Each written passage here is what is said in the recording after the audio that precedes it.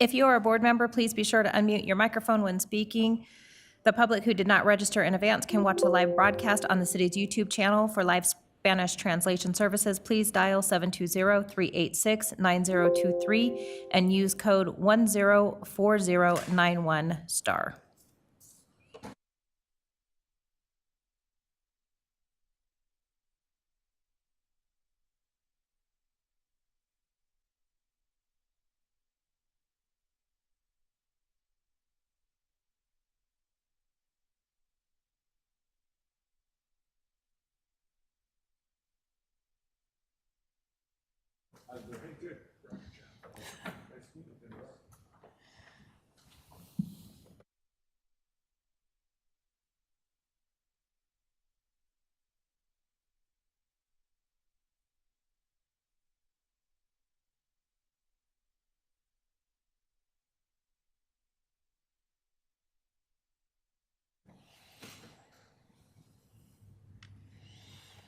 Let's please call the meeting to order. And we will start with the Pledge of Allegiance. I pledge allegiance to the flag of the United States of America and to the republic for which it stands, one nation, under God, indivisible, with liberty and justice for all.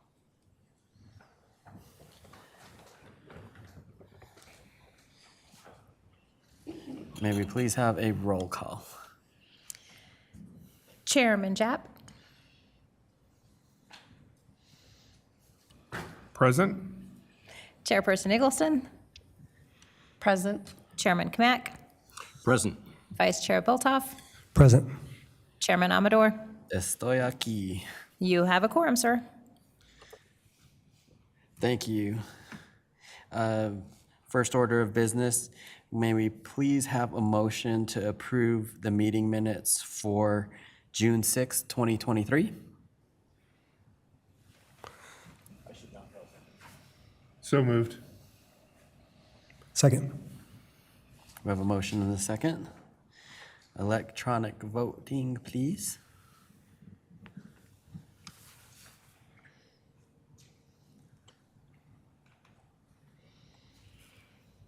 Dennis, did you have time to review the minutes prior to this meeting? No. Okay. No shit.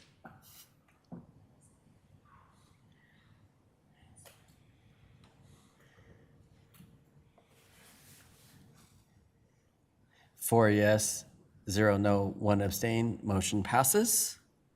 Will the deputy city attorney please announce the first case to be considered? Good evening. The matter before you tonight is actually a presentation, but I believe they are seeking a recommendation from the commission on the Mile High Greyhound Park Urban Renewal Plan. I believe this is the First Amendment, is that right? That is correct. Thank you. Thank you all very much for being here tonight. My name is Bill Aiken. I'm the Director of Urban Renewal here at the City of Commerce City. I know it's difficult to get together, especially for a special called meeting, so I sincerely appreciate your attendance tonight, and I hope that you all enjoyed your holiday for the 4th of July.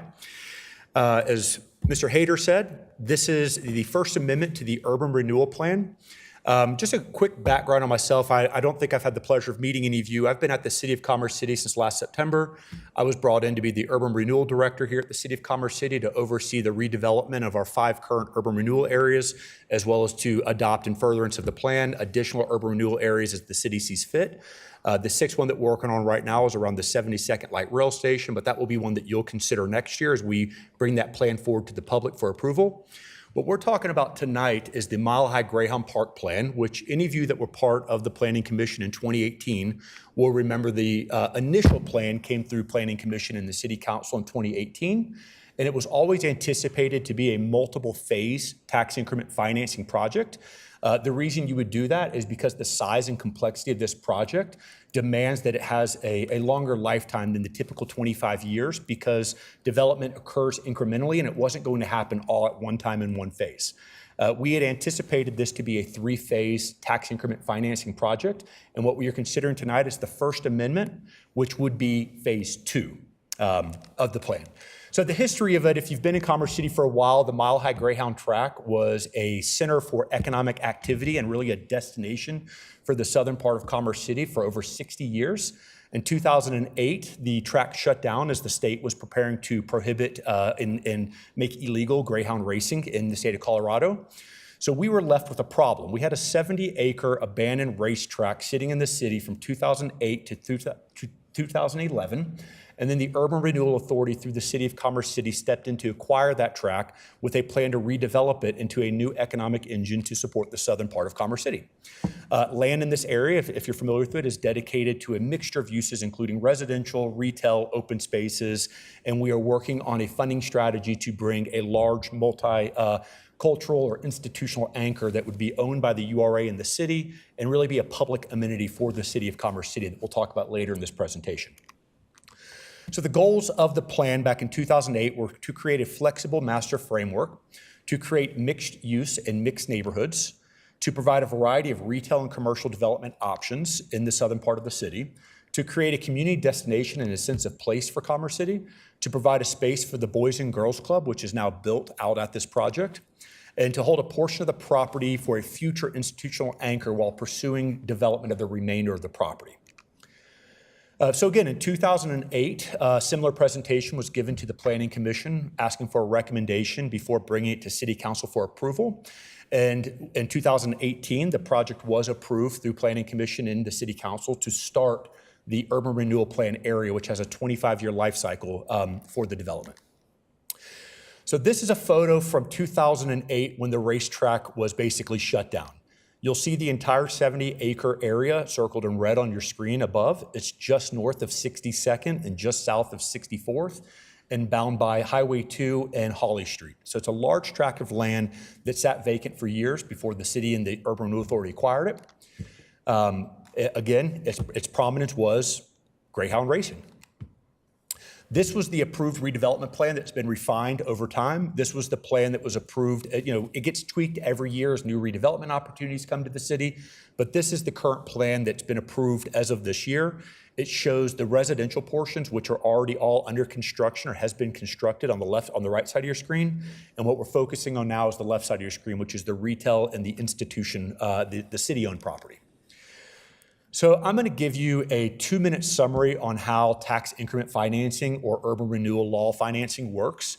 And then if you have additional questions, if you'd like, I'd always be happy to come back in the future and give a presentation just on this if you're interested in becoming more familiar with urban renewal law and tax increment financing. But the way that it works is that in the state of Colorado, urban renewal law was adopted back in the 50s. And what it says is that there are areas in cities, only municipalities, counties and unincorporated areas don't have this power, it's only municipalities, but there are areas that have been developed, have gone through their useful life cycle, have been abandoned or deteriorated or blighted or slummed that need additional intervention in the sense that a developer has a choice to say, I want to invest in this, or I want to go 5 miles north and invest in greenfields.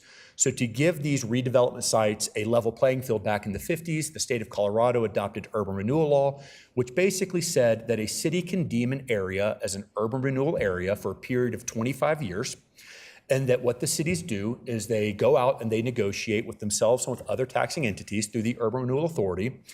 You'll see where the project start line is, and that there's a base tax. So the Mile High Greyhound Park had a base tax in 2008.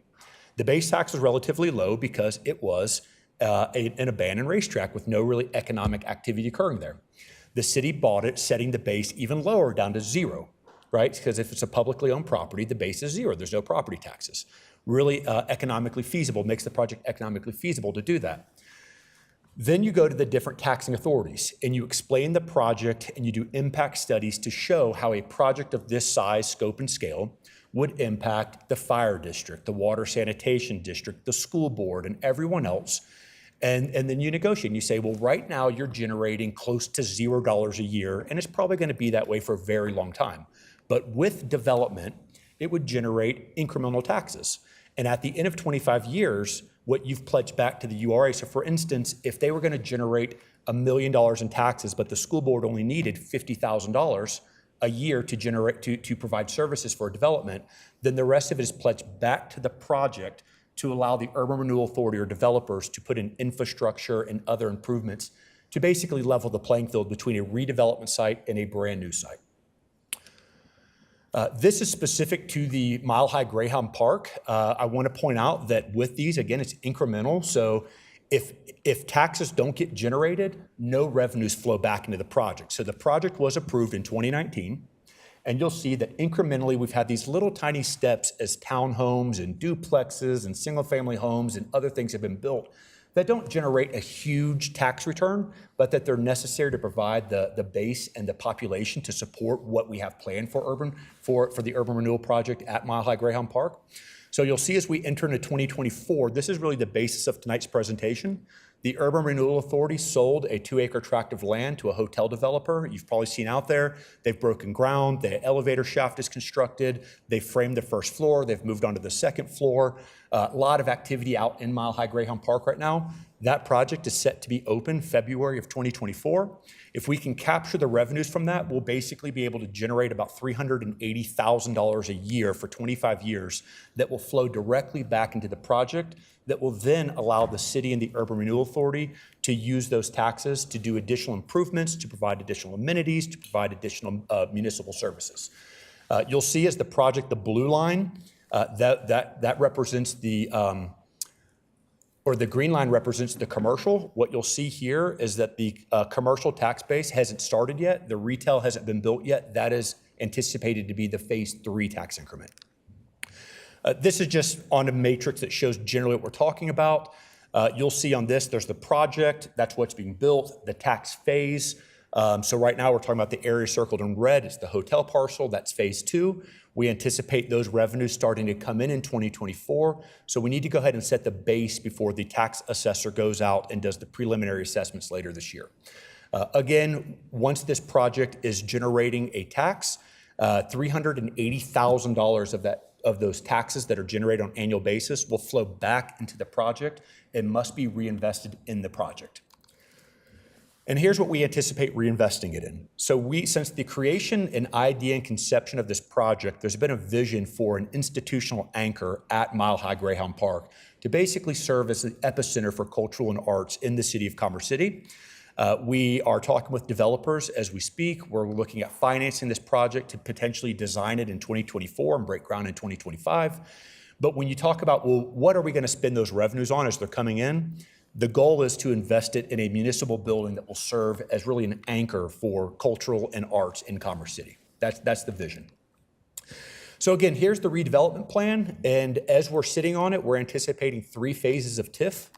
The first phase, which started in 2018, first year of collections for 2019, is outlined in green.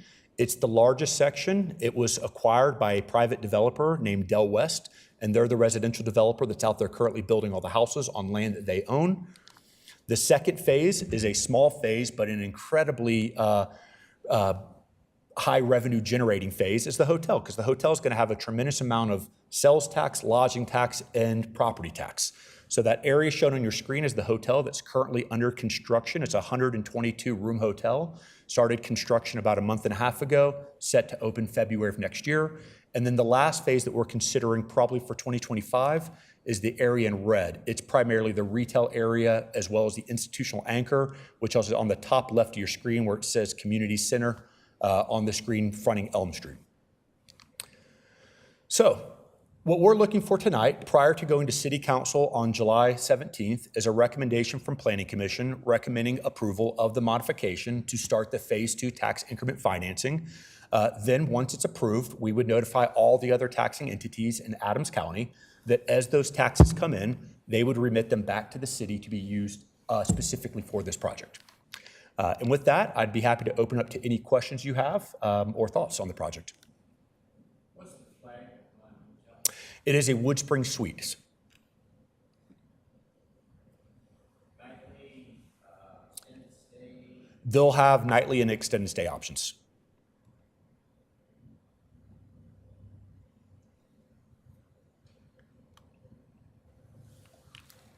For clarity, it doesn't reset the 25-year clock. It just, when this thing daylights at 25 years still, or an amendment extending the 25-year? So the modification would only affect, the way that the plan is written, I'd be happy to pull the plan up as well, is that the entire urban renewal area is the red, green, and yellow. Each of those red, green, and yellow areas will have a separate 25-year clock. So the green area's clock started in 2018. It will expire years before the yellow area, which will expire years before the red area. Thank you. I think that's an important point for everyone to understand. Yes. So it doesn't reset any clock that started already. Those clocks, when they start, they have 25 years and they end. The revenue that you anticipate, the 380,000, that'll be property tax, is that correct? Property, sales, and lodgings. That's all their So it taxes. includes sales tax? That's correct. Yes, sir. So of it right here, the sales tax component of it is 136,000, and the property tax on a building like this is expected to be about 250,000. We don't keep all of that. We do have to remit. So the way that this plan was negotiated is that each of the taxing entities will keep a portion, and they will remit a portion back to us and further into the plan. And is that based on the anticipated sales, obviously, from the hotel? That's correct. Just the hotel. It's only the economic activity that happens on the hotel parcel. And those numbers were derived from looking at similar hotels in the market that are under construction or have recently been constructed and using data from those valuations and what they do in sales tax.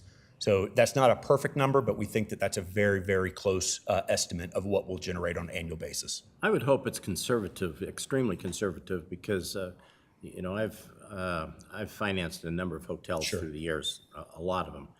And that's a risky business. You know, when times are good, it looks great. When times are average, it's pretty good. As soon as there's a little dip, then the travel comes down, and the companies stop sending people to places. They do it by videos, especially now. And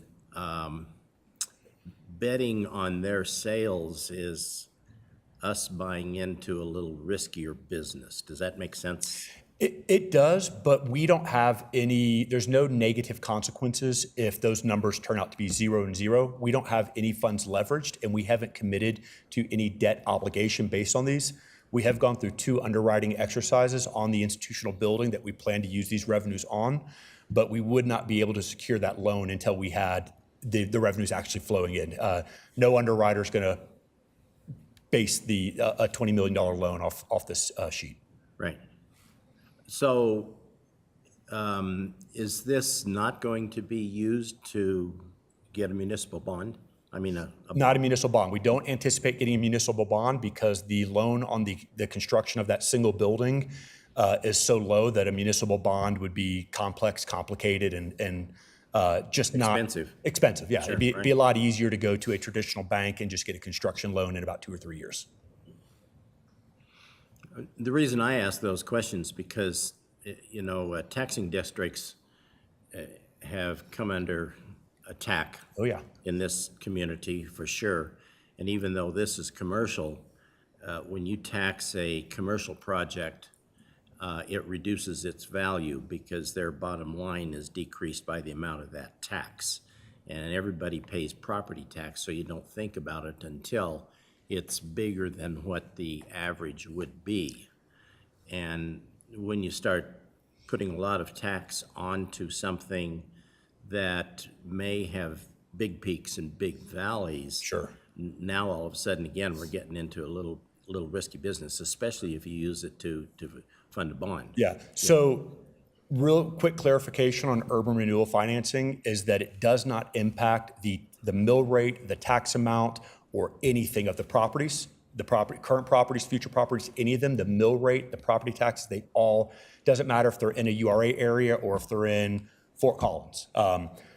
It just matters where those funds flow to. So if a community pledges, if they say, hey, you know what, the taxes on this property are $100,000, doesn't matter where it is or who owns it or anything about it, the only thing that the URA does is it says, hey, instead of the $100,000 going to you, you're also going to cut a piece of the slice to us, not to increase any taxes, but just where those dollars end up to allow us to then continue to reinvest into the project. So there won't be any hardship or implications. No property owner within the district or outside the district will have even one additional penny of taxes. It's just where they flow to. You said, That a metro district is the one where they would increase your mill levy. So Right, in a URA, they do not increase mill levy. you said that the plan is, for this institutional building, maybe a college university campus of sorts. I am all for that. I've been involved in that in previous lifetimes. We actually built a new campus for Pikes Peak Community College, down in Colorado Springs years ago. And it's not easy, but that's really something that I believe would enhance this community tremendously, and we could make a good for that. But if those dollars are used for an institutional education campus, that's great. If it's used for a museum of art, that's not really improving the economics for the most part of this community. And I believe that when we tax somebody, there should be economic value to the people that are in the community for that, not just we do it because it feels good and it's nice. So Do we have any, and promises are always broken, but do we have any assurance that we're going to have some economic productivity out of this multi-million-dollar building? So this building was contemplated over a decade ago. Decisions were made to pursue this building. What it is anticipated to be is a performing arts center that will have cultural and economic events there, likely move some city staff over there, other individuals. But the main negotiations right now are between the city and Adams 14 to provide a career educational component over there, a CTE program. We can't force Adams 14 or any educational career college provider to do that, but those conversations are actively happening right now. The building itself is not being built for a specific intended purpose. Again, it is intended to be very flexible, a community space, an area where there can be live music, an area where there could be live theater, an area where there could be conventions or meeting spaces. It really is anticipated to be a public complex for the city of Commerce City. So it wouldn't just be a museum per se, and if negotiations are successful over the next year or so, there would likely be a higher educational component there. Do you have any background in working with education, specifically community college groups? I don't, but that's why we're negotiating with Adams 14 and their college partners is to get the best professionals and experts at the table. And again, this building is right now a sketch. This building cannot be built until we can fund it, and we cannot fund it until the retail and the rest of the development is under construction. So this is what we intend to use the funding for, but that is not really the question or debate tonight on what this building is or should be used for. It's really the hotel is under construction, and those dollars need to be captured before we miss our opportunity at the end of this year. I only got the presentation yesterday, so I didn't have enough time to read 150 pages. Is there assurance that the money will not be used for anything else? There's no assurance that. The only assurance is that any decisions to use the funds have to come back to the City of Commerce City Urban Renewal Authority, which is made up of our 9 elected officials as well as members from each of the taxing districts. So those decisions, to say that this is guaranteed and earmarked would be an inaccurate statement. This is what staff's been directed to pursue, but there's no telling if in a year or two that direction might change based on the elected officials and the taxing districts. My feeling is we need a little more, not promises, but certainly direction as to what it's going to be used for. And, I just hate to vote for putting taxes in without knowing specifically how it's going to help our community. That's just my viewpoint. And I just want to reiterate that there are no additional taxes. All this does is impact when the taxes are received by the assessor, how they get divided and where they go. So there is no additional tax burden on any property anywhere for the urban renewal plan that's at Mile High Greyhound Park. It just impacts where those revenues go back. And the reason being is that the urban renewal area at Mile High Greyhound Park was an incredibly complex and difficult project. And without urban renewal or the tax increment financing, it would have been impossible to acquire the property, to demolish the track, and or to develop the site.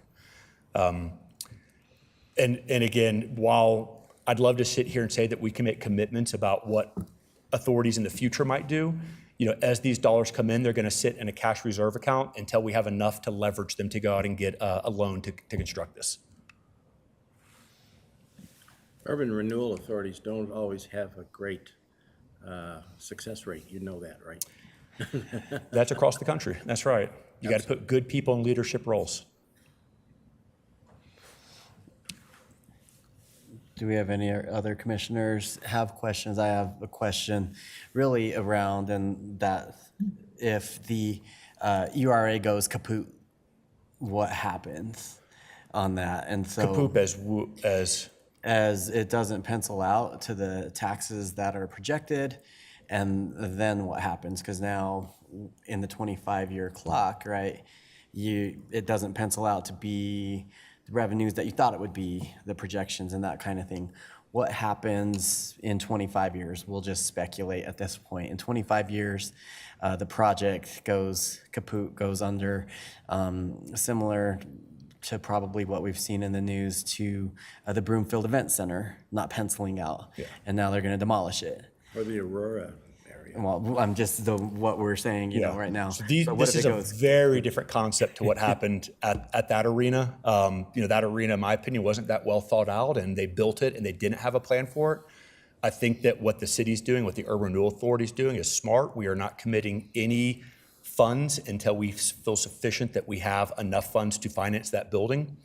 That building will serve as a municipal building, right? We have an IGA with Adams 14 in which we are to provide them space in there. That IGA also says that they are to provide a CTE program with higher education.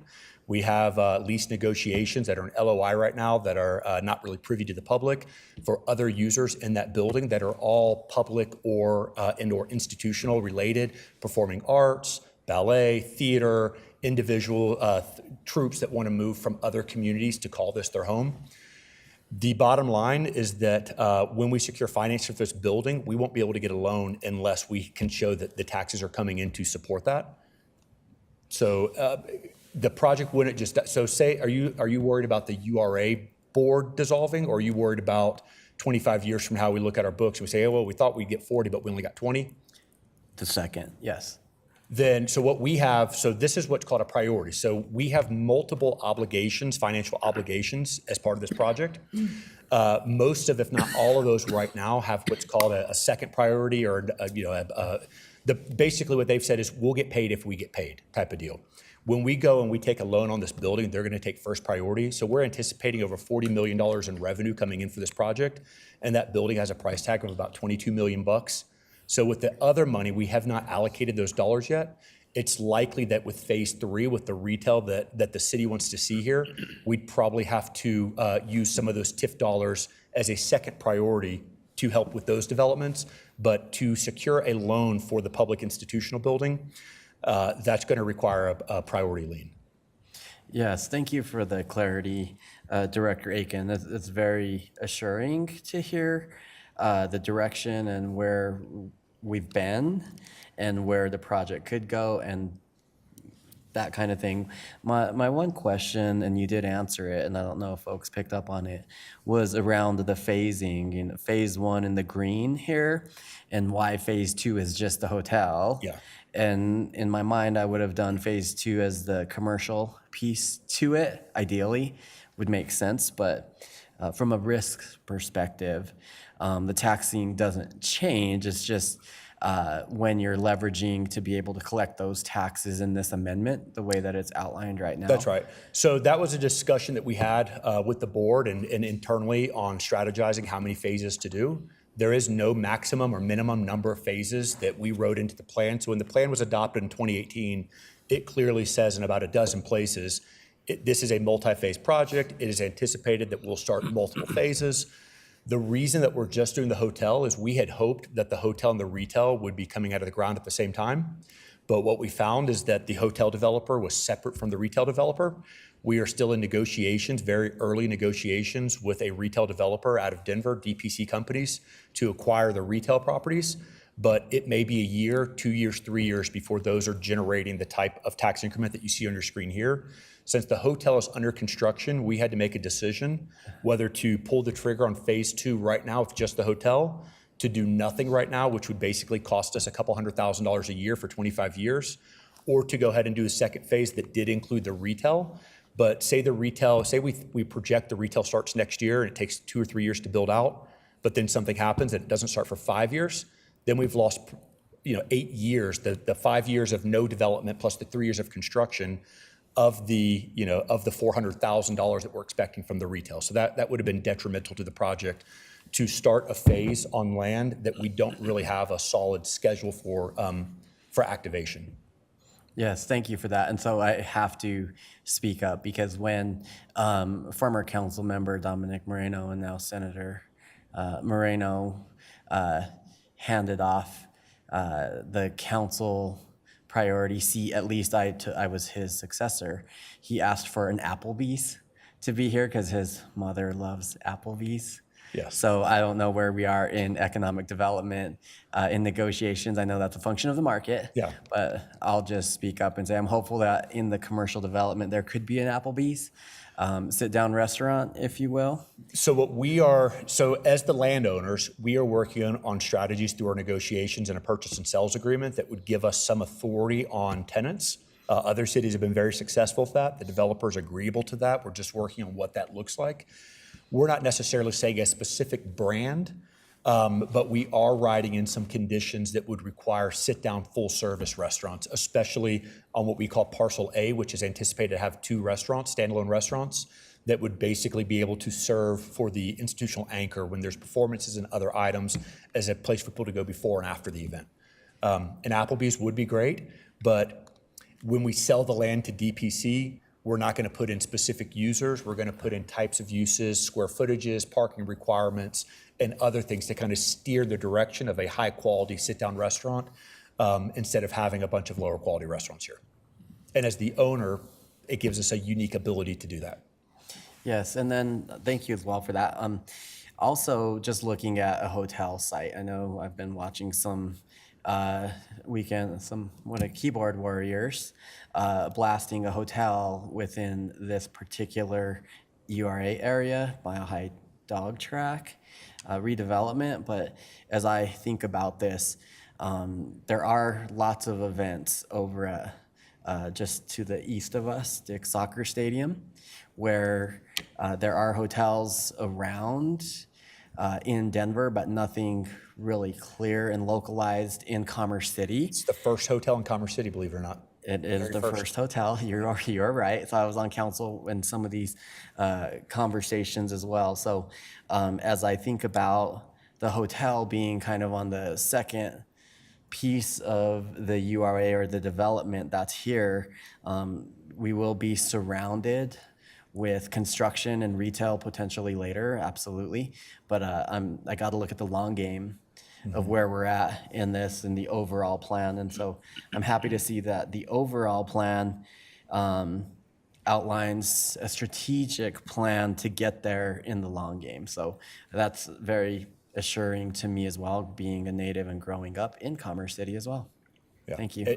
And like I said, one of the advantages of our current strategy and the contracts that we're negotiating with DPC is to sell all the retail to a single developer and to have milestones and expectations in there with penalties and rewards for delivering Class A destination type retail.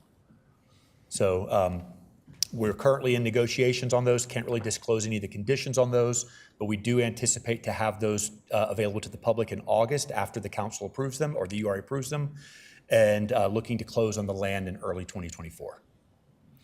What happens if you don't put, if retail doesn't come and, you can make a good story for it, but you can also make a pretty sound story that, you know, for a number of reasons, it may not come, because Applebee's, if they're going to put 100 stores on, they may not look at this opportunity as good as, you know, the other 150 that are wanting an Applebee's.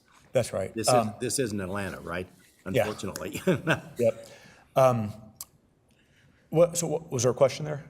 What happens if? What happens if the retail portion just never comes, or not in a reasonable 15-year Yeah. time period?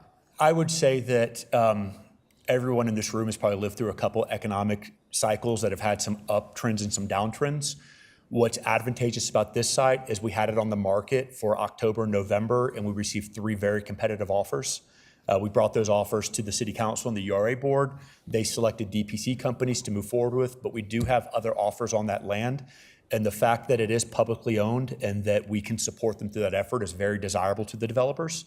And the fact that it's in an urban renewal area and they want to bring the highest class retail possible, but when they look at rents and they're saying, well, Bill, you know, these things aren't penciling out for an Applebee's. You know, the advantage of it being a URA area is we can say, well, what's the gap in between what the market will support and what the city wants, and figure out a way for the Urban Renewal Authority to bridge that gap through incentives.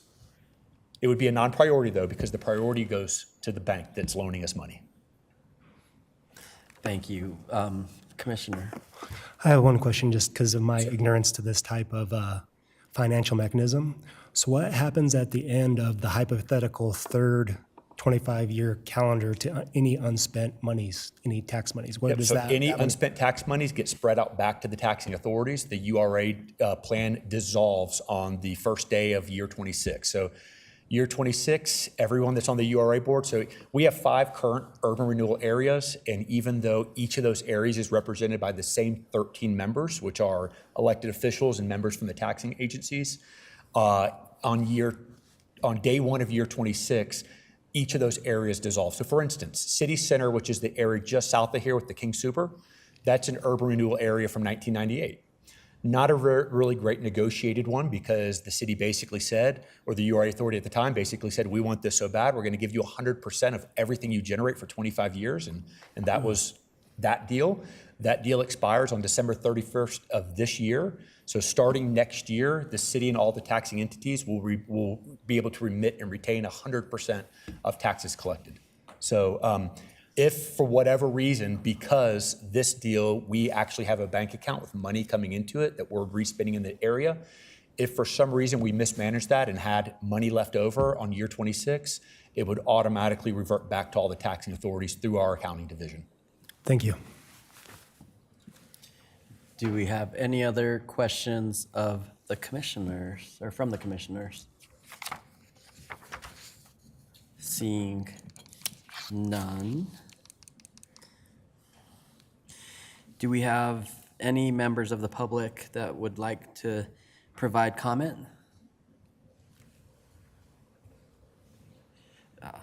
Please approach the podium, state your name and address. Thank you.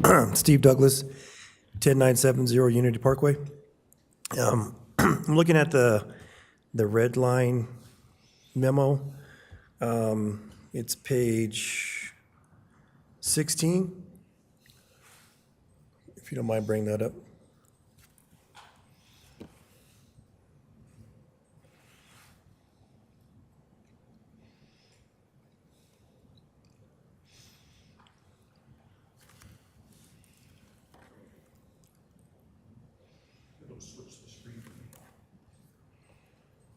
Do it. Are you able to switch the screen out of this mode?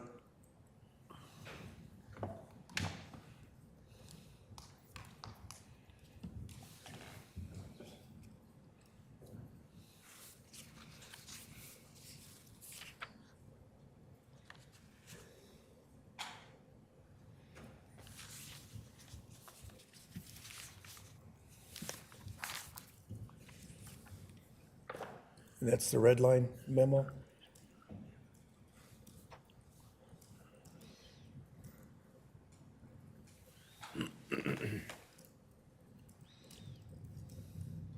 It just shows the development plan description right there. Right, that's next one up, right there. Now, I have to say, I was on the city council from 2011 to 2019, and this wasn't up then, but there was other discussions as far as A and B, in that the residential portion was supposed to also help with the institutional building being built. And why wasn't that brought forward? And now, instead of having the commercial take care of it and not the whole piece, because if you look at that guideline as far as taxes, $40 million is going to be set for the future. I think a good portion of that could help that institution be successful early instead of waiting for the commercial pieces to come in to support that. I mean, that just seems like it's so small when that's such a big piece of financial portion. And then the cutouts from the green and the red and the yellow, because the B, I agree, was supposed to be all commercial, and that should be considered as well. And I know for A, as far as those other pieces, I'm not privy to that information, but it just makes sense if that was all educational and not broken up with other different things, because this community has suffered a lot over years. And for something like this to come in and still not make this community whole, to me, it's not acceptable. So I know this, you're here for the planning and all that, but I just want you to make sure you take that back to the URA board. And, you know, we're looking at the future here, because a lot of us won't be here. It's what you plan now in the future to make sure the community stay whole. But to bring other pieces in is really going to split the community. And I don't think that's where this dog track should go. You know, I'm really disappointed that housing is over $500,000, and it should be affordable, because a lot of people in the area need homes and not to keep renting. So, but, you know, that's either here or there. But when it comes to the taxing portion, I do believe there has to be a better way to get that institutional piece funded. And to me, the residential really could help. So that's all I want to say. Thank you. Thank you, Mr. Douglas, for the commentary. Noted through the Planning Commission, and we will be sure to convey the sentiment as a community member, and I will call you alternate Planning Commissioner as well. Thank you so much for your comments. Just one quick response to that, if you don't mind. Yes. Of the residential, while it looks like it's probably generating a ton of money because it looks very nice out there, the two largest parts of the projects that are developed already, the two multifamilies, are both affordable and they're tax exempt. So there are no revenues at all flowing in, and never will flow in, from the high density residential already built out there. We do have the single family homes and the duplexes that are built. Those are cash flowing about $12,000 a year right now, very low dollar amounts because they're very low density. There's 68 townhomes that were permitted last month that are under construction right now. Those will be a combination of rent to own affordable as well as purchased. And then F is anticipated to be developed. That will be a very lucrative and tax rewarding portion. It's 240 townhomes. That's a very dense product with parking decks and everything. It's been designed like that for years. They want to break ground on that this year. That will be a taxable property. But right now, of the 500 units that are built, about 350 of them are 100% tax exempt in perpetuity.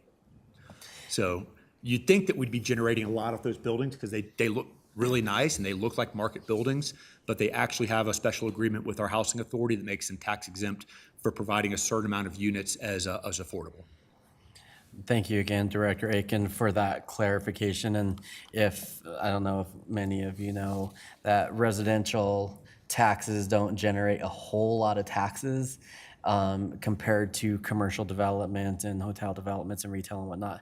So that's very good to keep our eye on as well when we talk about generating taxes in these amendments in this original map outlined in slide 16 in front of us right now. For instance, if you look at F on your screen, that's a big moneymaker for the project once it gets built. Again, they'll break ground on it this December with the parking decks, and then over the next 2 years, they'll build the houses around it. So we anticipate in about 2.5 to 3 years, that will go from $0 to about $200,000 in revenue. So that will be used to pledge for the institutional anchor building. Just right now, it's just dirt. Yes, and thank you for that too, for putting it out there that there are components of affordable housing to this project. It's a large project, large plot of land, and it's not all market rate, and there are special tax breaks given. I think that's a really good point for anybody that may be listening to understand that as well. And these types of developments are very hard to pencil out at times, so I'm happy that the city is in control and has a voice in what that looks like along with our Urban Renewal Authority boards. So thank you for the clarifications. Bill, I have a question, if I could, Mr. Chairman. On page, I think it's page 9 of the report that you put out, it says one of the things is to complete improvements that benefit the properties beyond the area, including infrastructure that supports business development and city infrastructure improvements, including streetscape, amenities, and stormwater management. Am I reading it correctly? You keep back up. You said page 9, I'm on 11. It's part of number 3, just above light. Oh, no. Okay, there it is. Okay.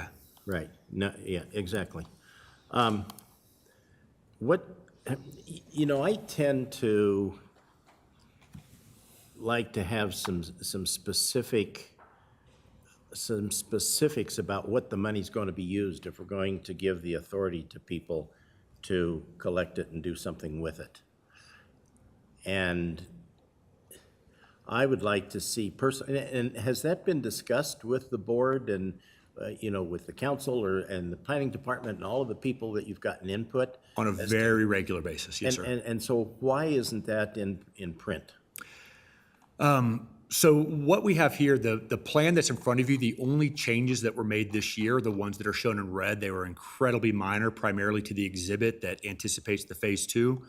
This, to me, appears to be copy and paste from the consultant, probably about 10 years ago, from the urban renewal law, because it says, generally that these are development objectives of urban renewal. So this is likely a copy and paste from somewhere and not very specific. Mm-hmm. But this is not new to the plan. This is not an amendment or a modification. This is what the current plan says. So you want me to vote on this and it's copy and paste and nobody knows for sure? No, I don't want you to vote on this. This is the plan that exists today. It's just those red amendments is the new plan. So for instance, if you get down to the exhibits, here's really where the modification starts. Is what we've done is we've said. Yeah, and I didn't get to that. Did everybody else get a chance to go through this thoroughly? So the red line here basically just says that this is the phase that was approved in 2018, and we're amending the plan by adding phase 2. So this is all redlined here, which then adds this parcel as being phase 2. So to start the 25-year clock. But there's nothing in the actual guts of the plan, the written narrative that change or will change in future renditions either. Thank you for the clarification again, and I think I just want to kind of reel us back in that this is really around amending the 25-year clock and the phasing of this thing. And again, in my mind, this is a living document, and there's a lot of variables in here, but generally speaking, it's about this particular plot and the taxes and when they kick in. And I thought you did a very good job of explaining why before the next tax cycle and when that hotel would be built and generating taxes and revenue. So Yeah. I think that's important to understand. And just quick on that timing and why July is so important is we sold the land in January. And then timing is so important in urban renewal because you just have those 25 years. So it's advantageous to sell land in January and then to start the clock before August when the tax assessor reviews plans. So, there is basically a gap between January 1 and when the preliminary assessments are done in August to capture the value if there's a change in ownership. And we wanted to ensure that the hotel started construction before we capture this too, because we didn't want to start a 25-year clock on a hotel if they were going to buy the land and sit on it for 2 or 3 years. So this is really a representation of they bought the land, they've started vertical construction. We're confident at the stage that they're at that they've invested enough that they're going to build this thing and it's going to open early next year. And if we don't capture it before the preliminary assessments are done, the base, instead of being zero, because we owned it come January 1 and the city sold it to a hotel developer, that the base value will be what we sold it for. So instead of $0, the base will jump up to an arm's length transaction, which is 1.2 million. Sure. Yes, and you hit the nail on the head as well. On the URA, you said some very key words there. Purchasing the land, starting vertical construction.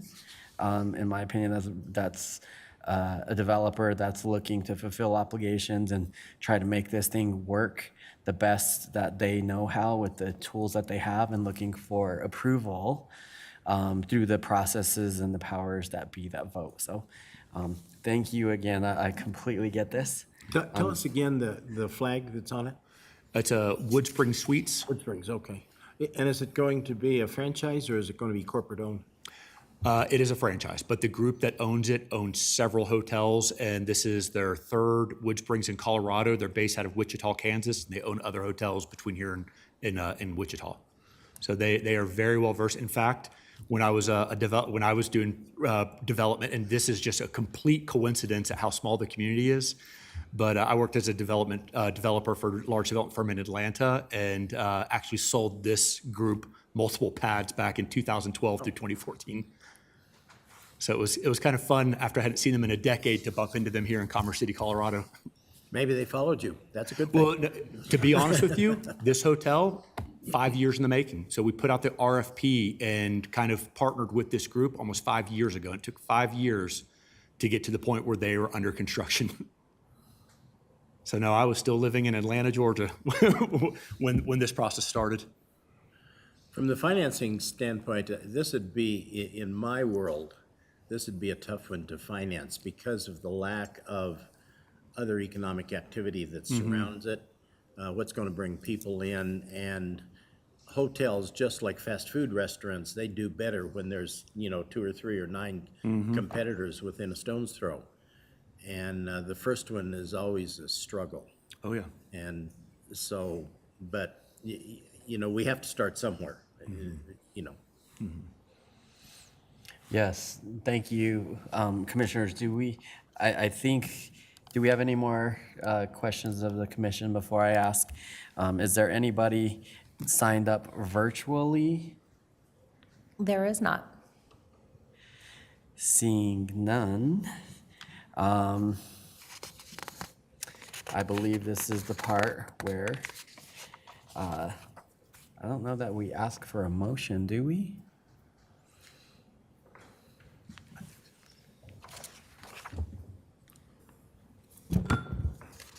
So what you're being asked for this evening is a recommendation. So you'd be someone would be making a recommendation, then a motion to adopt that recommendation in essence.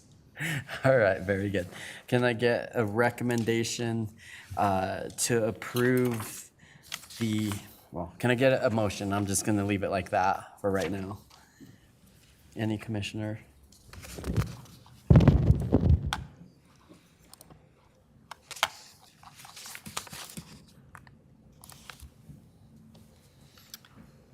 I motion to recommend that we proceed with approving this. Let me ask the city attorney don't know if the exactly motion the is adequate.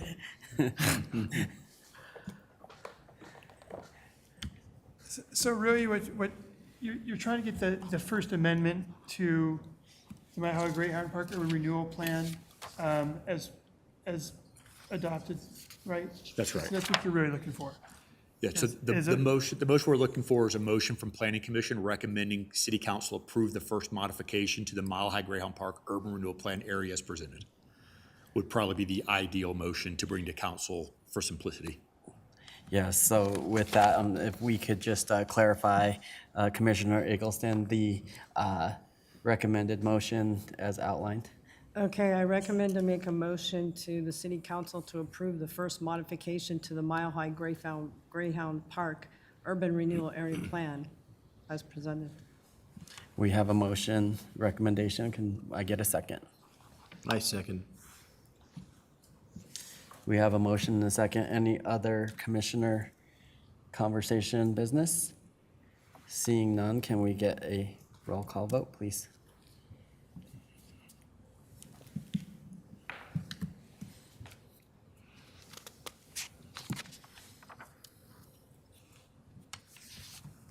The results of the vote are 5 yes, 0 no, 0 abstain. Motion passes. Thank you, everyone. And now I would like to move into, do we have any commission business? Before we leave this, Bill, I would certainly like to see in the presentation to the council some specifics as to how the money's going to be used and when, so that we don't put residences, or if the retail doesn't come in, what's a good plan B? And what are the assurances that that's going to happen? I voted for this because I think the timing is right and it's something that needs to be done. However, it could be risky. And I think it's important that they understand that. I've talked to a couple of council members, and, their understanding of TIFs are, like anybody out in the public, it's a bunch of things going back and forth. And, having worked in the bond market a little bit, when you get those kinds of understandings and then you get financing, and then all of a sudden somebody has to pay more or doesn't get what they expected, that's, surprises that none of us like. So just my personal feeling, I think clarity about what happens as well as what happens if would be really good in the presentation to council. Absolutely. Thank you for, At the end of the day, though, I think it's just semantics at this point, but it won't be, the council doesn't make decisions on the allocation of funds, the Urban Renewal Authority does, but the Urban Renewal Authority is made up of our council plus the taxing partners who had pledged their future revenues to the project through the city. So one and the same, technically, council members, but they are wearing a different hat when they make those decisions. It all ends up somebody's using my money and I don't know exactly who, where, or why. That's right. all right, thank you, Commissioner Kamak. Now, do we have any commission business? In commission business, I would just like to thank the commissioners that are here tonight and being flexible in the special meeting and providing a lot of feedback back and forth to make sure that this happens in a timely fashion. And thank you all for being here tonight. Moving into attorney business, do we have any attorney business? None this evening. Thank you. Thank you. Staff, do we have any staff business? Seeing none, just wanted to make sure that next month, so we are in July, do we have meetings in August, correct? Or cases? Yes, you all will have a regular meeting on August 1st, and you all will also be invited to attend a study session with City Council on July 24th regarding the comp plan. A lot of you have already heard it as part of a previous group meeting with the CAC, right? But you'll also be invited to that council study session if you would like to attend. Thank you for bringing that to the forefront for all of the commissioners, just in terms of planning our schedules. Thank you so much. With that being said, I don't know that we have anything else on the agenda, so meeting adjourned. Thank you.